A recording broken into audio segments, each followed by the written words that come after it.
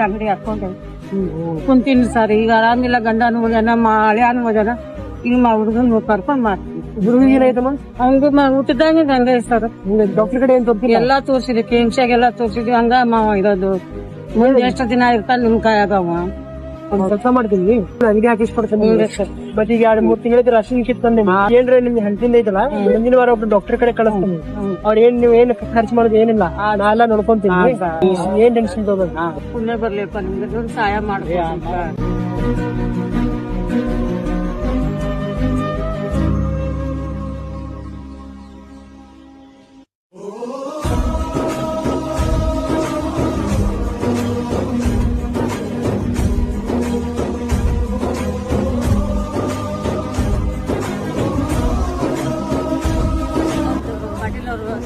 ಸಹಾಯ ಮಾಡ್ಯಾರ್ರಿ ಅವರು.